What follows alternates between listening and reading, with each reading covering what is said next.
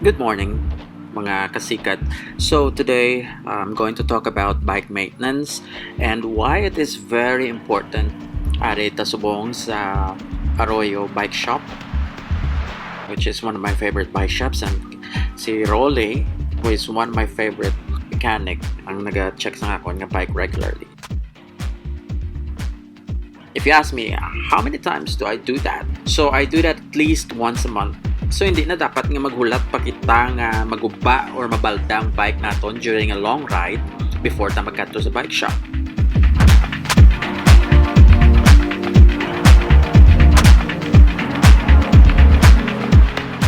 A well-maintained bike is a happy bike, definitely.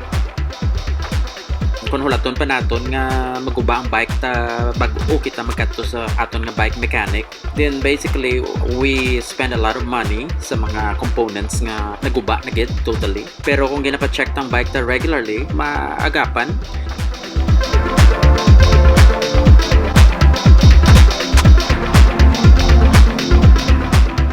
So bike maintenance is important for our safety.